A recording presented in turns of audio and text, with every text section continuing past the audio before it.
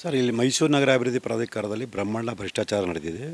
So ಈ ಹಿನ್ನೆಲೆಯಲ್ಲಿ ಯಾವ ತನಿಖೆ ಸಂಸ್ಥೆಗಳಿಂದ ತನಿಖೆ ಮಾಡಿಸೋ ಸಾಧ್ಯತೆ ಇದೆ. ಸೊ ಎಲ್ಲ ತನಿಖೆ ಸಂಸ್ಥೆಗಳನ್ನು ತನಿಖೆ ಮಾಡಿಸಬೇಕು ಅನ್ನೋ ಉದ್ದೇಶದಲ್ಲಿ ಈಗಾಗಲೇ ಅಪರಾಧ ಕೃತ್ಯಕ್ಕೆ ಸಂಬಂಧಪಟ್ಟಾಗೆ ಈಗ ಲೋಕಾಯುಕ್ತದಿಂದ ದಾಖಲಾಗಿದೆ. CBI ಕೊಡಿಸೋ ಪ್ರಯತ್ನ ಮಾಡ್ತಿದ್ವಿ. ಸೊ ಇದ್ರ ಮಧ್ಯೆ ಈ ಅಕ್ರಮ ಹಣ ವ್ಯವಹಾರ ನಡೆದಿದೆ. ಏನು ಸಾವಿರಾರು ನಿವೇಶನಗಳ ಹೆಸರಿನಲ್ಲಿ 5,000 ಕೋಟಿಗಿಂತ ಹೆಚ್ಚಿನ ಅಕ್ರಮ ಹಣ ವ್ಯವಹಾರ ನಡೆದಿದೆ ಅನ್ನೋದು ನಮ್ಗೆ ಅನುಮಾನ ಇದೆ. ಹೀಗಾಗಿ ಆ ಅಕ್ರಮ ಹಣ ವ್ಯವಹಾರದ ಸಂಬಂಧಪಟ್ಟಾಗೆ ಜಾರಿ ನಿರ್ದೇಶನದಿಂದ ಒಂದು ತನಿಖೆ ನಡೆಸೋ ಸೂಕ್ತ ಅಂತ ಕಂಡು ಬಂದಿರೋಲ್ಲ.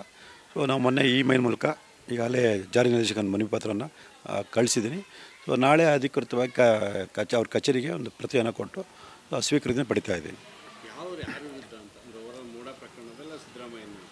ಸರ್, ಸಿದ್ದರಾಮಯ್ಯನ ನಾನಿಲ್ಲಿ ಪ್ರತಿಯೊಂದು ಹಂತದಲ್ಲೂ ಕೂಡ ಸಿದ್ದರಾಮಯ್ಯ ಪ್ರಕರಣ ಉದಾಹರಣೆಗೆ ಇಟ್ಕೊಂಡು ಅಲ್ಲಿ ನಡೆದಿರತಕ್ಕಂಥ ಸಮಗ್ರ ಅಕ್ರಮದ ಬಗ್ಗೆ ಸಮಗ್ರ ತನಿಖೆ ನಡೆಸೋದೇ ನನ್ನ ಉದ್ದೇಶ. ಸೊ ಇಲ್ಲಿ ಉದಾಹರಣೆ ಅಷ್ಟೇ, ಸಿದ್ದರಾಮಯ್ಯವ್ರದ್ದೊಂದು ಉದಾಹರಣೆ ಅಷ್ಟೇ. ಅವ್ರ ಪ್ರಕರಣ ಉದಾಹರಣೆಗೆ ಇಟ್ಕೊಂಡು 2015 ಇಸ್ವಿಯಿಂದ 50-50 ಅನುಪಾತದಲ್ಲಿ ಏನು ಅಕ್ರಮ ನಿವೇಶನಗಳು ಪಡ್ಕೊಂಡಿದ್ದಾರೆ ಅದರೆಲ್ಲದರ ವಿರುದ್ಧ ಸಮಗ್ರ ತನಿಖೆ ನಡೆಸೋದೇ ನನ್ನ ಉದ್ದೇಶ. ಹೀಗಾಗಿ ಈ ಜಾರಿ ನಿರ್ದೇಶಕಕ್ಕೆ ಮನವಿ ಪತ್ರವನ್ನು ಕೊಟ್ಟಿದ್ದೀವಿ.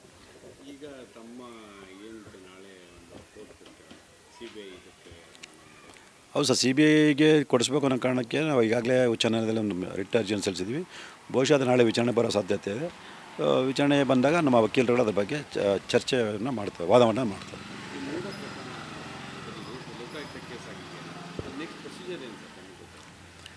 ಸರ್, ಅವರು ತನಿಖೆಯನ್ನು ಮುಂದುವರಿಸಬೇಕು. ಸೊ ನಾಳೆ ನಾನು ತನಿಖಾಧಿಕಾರಿಗಳು ಒಂದು ಮನವಿ ಪತ್ರ ಕೊಡ್ತಾ ಇದ್ದೀನಿ.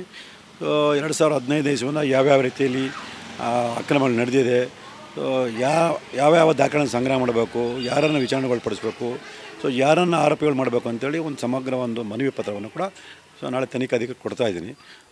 ಆ ಒಂದು ಮನವಿ ಪತ್ರವನ್ನು ಆಧರಿಸಿ ಮತ್ತು ಅವರಿಗೆ ಸೂಕ್ತ ಅಂತ ಕಂಡುಬರೋ ಇತರೆ ಅಂಶಗಳನ್ನು ಆಧರಿಸಿ ಅವರು ತನಿಖೆನ ಪ್ರಾರಂಭ ಮಾಡ್ತಾರೆ.